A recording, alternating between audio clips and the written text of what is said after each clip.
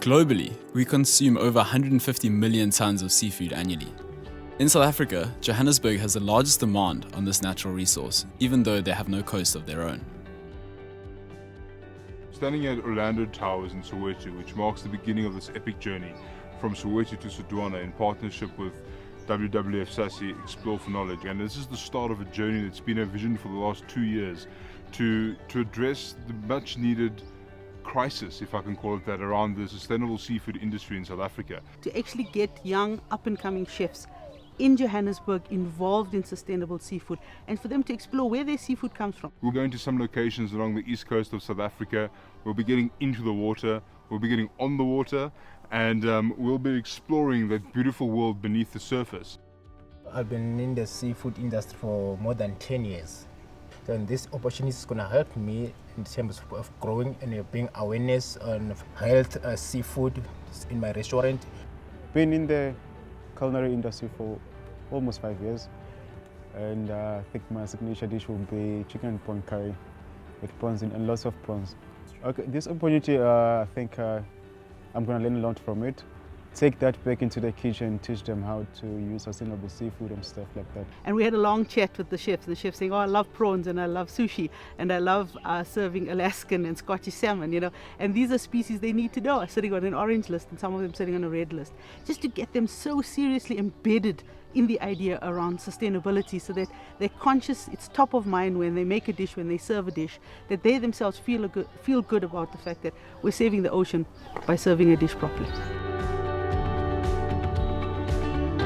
In the town of Piet Retief at the moment, and our expedition team is en route to a secret location along the coastline of South Africa. The Nissan Navaros are packed, they're ready to go. Get in the vehicles with us, let's head off and see where we end up. Passing the Limbombo Mountains that stretch along the Swaziland border, our convoy makes their way 400 kilometers down to Cozy Bay for an afternoon of discovery. Cozy Bay is the northernmost estuary along the South African coastline. This method of subsistence fishing has been used for almost 800 years. The traps actually host life as they form a micro-ecosystem and hatchery of fish. What's more spectacular about this area is the fact that it's one of the oldest fishing grounds in South Africa. We went for a closer look. Being made from natural resources, the traps need to be rebuilt every 6 months due to degradation. Degradation of plant matter also adds nutrients to the ecosystem. It is time to head back to the camp to set up the tents and reflect on the day. Today was amazing, let me just put it that way, because I was scared of water, but I finally managed to get into water. I'm a fan of swimming, understand? So me and water were friends. So actually I was enjoying each and every moment, and it's something that I've been done it before, just to go under the water, which is something that I was very impressed about it. Like seeing the fish, see different of fish, understand? So yeah, sort of like playing under the water is something that I haven't experienced it. If ever the opportunity like this, maybe we can come again and just play with the fish, understand? So that's definitely awesome to me.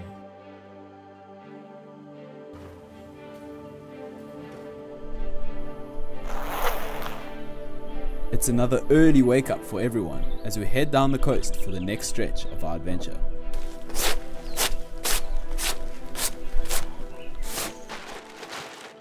Good morning guys, our expedition team and our Nissan Navaros are on the road again. We've left Cozy Bay and we're on our way to Sodwana Bay. Today is the shortest day of travel for us, but possibly the most exciting. We're going to be meeting up with a team from Triton Dive Center who will be hosting us not only at the beach and at their lodge, but on the water as well. We're looking forward to getting into the water, snorkeling, and just exploring the absolute magic and beauty of the coastline.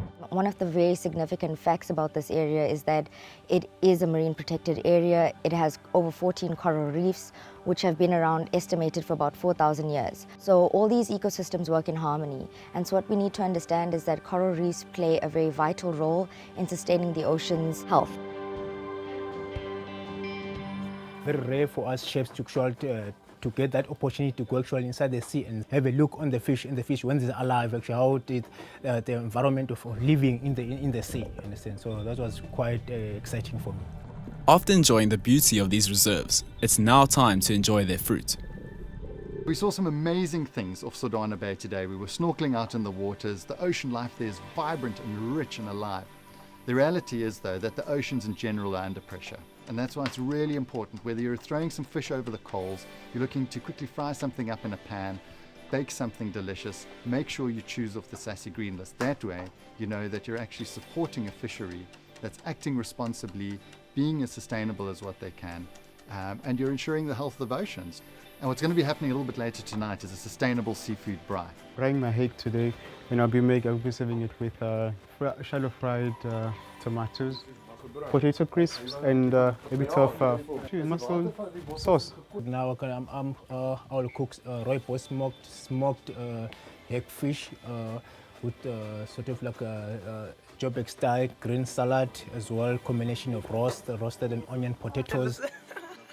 The possibility of sustainable green-listed fish dishes becomes a reality as photo-worthy dishes emerge from a campfire-side kitchen.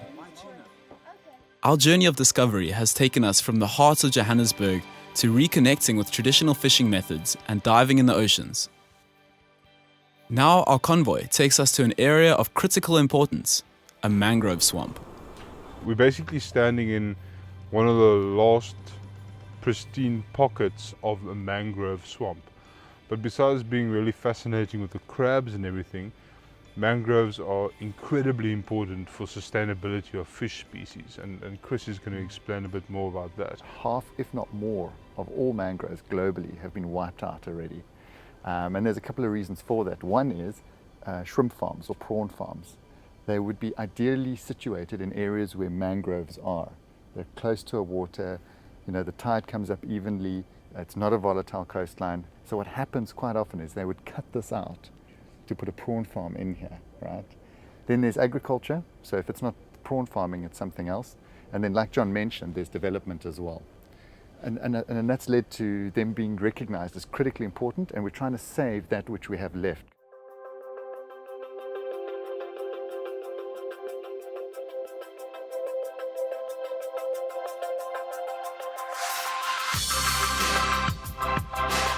From pristine coastlines to Durban City, our journey of discovery is never ending. Tonight, our team and the chefs prepare to meet industry leaders in culinary sustainability at the 9th Avenue Bistro in Durban. Here we will meet with Spa South Africa, learning firsthand about their commitment to sustainability and their recently announced campaign against plastics. We got to share a meal with influential trailblazer chefs, ambassadors for change, who have set the bar when it comes to transforming the South African seafood industry. Obviously, besides what looks like is going to be a phenomenal meal, there is another reason why we invited all of you here tonight. A lot of questions come to SASSI around, you know, what do retailers do? What should they be doing? How do they tackle sustainability? What does it mean to the seafood they buy and sell?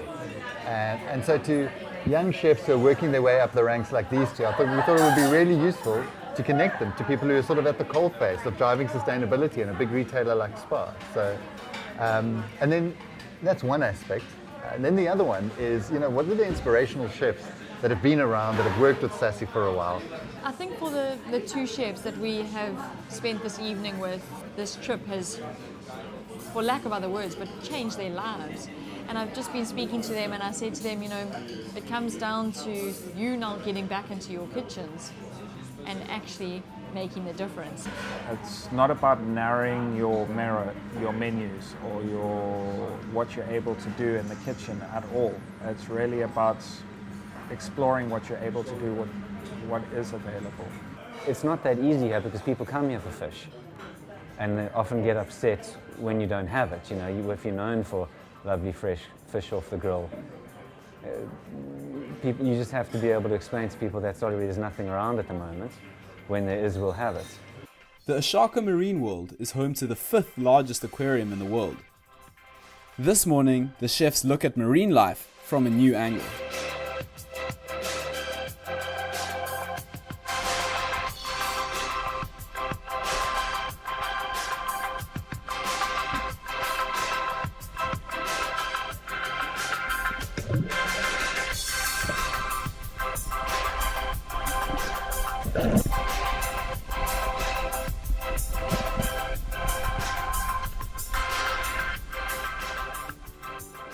loggerhead turtles that nest on our beaches have very strong jaws and big heads, and they would use this to feed on crabs, mollusks and shrimps, and so they have jaws that can crush and grind these animals. And then of course one of the biggest threats at the moment is plastic pollution. Plastic bags, for example, look very similar to jellyfish, which a lot of turtles eat, and then they end up swallowing them, results in a blocked gut, and then they can't eat and results in them dying. We need to understand that with every piece of litter that we throw in the bin, is it recyclable?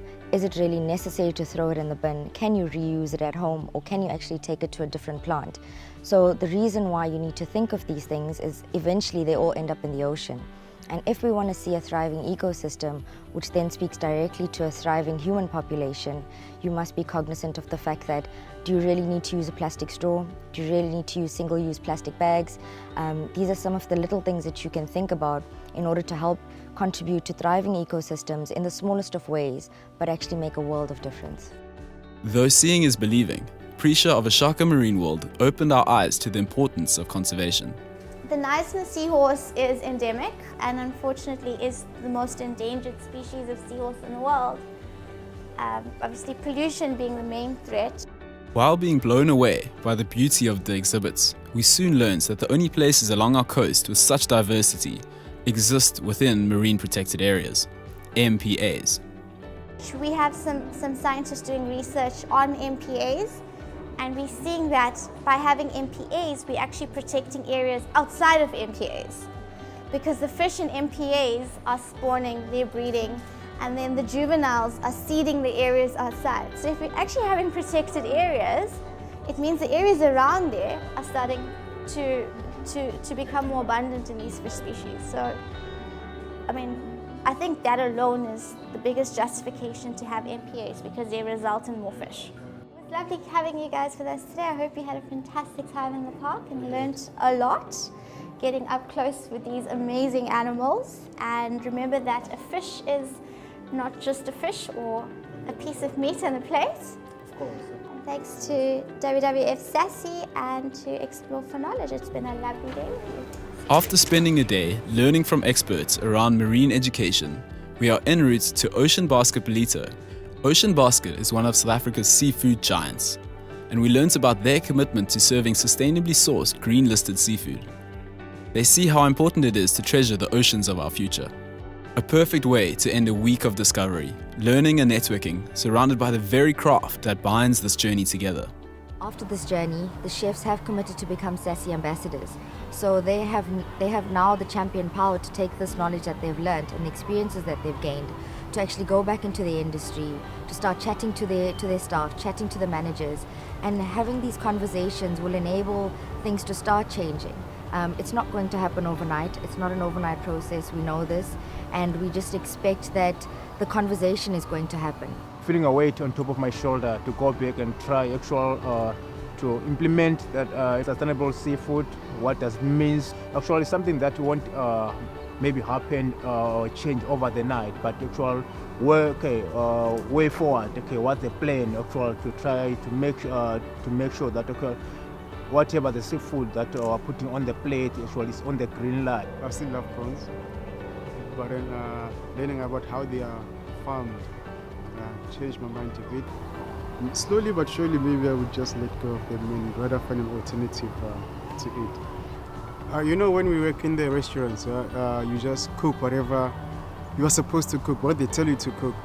But now that I've got knowledge on what kind of species are endangered, I think I might have to talk to my chefs about it and not using it on the menu anymore. And with the right channels and the right guidance, I think we can be able to use sustainable seafood, but it's going to take time. And Soweto to Sodwana is finally over, but it marks the beginning of the journey for the chefs, taking the message of sustainability home with them, putting it in their kitchens and educating not only the chefs who work with them, but their friends and family as well, to inspire, to change opinion, and to take a story back. I would say we've achieved what we set out to do.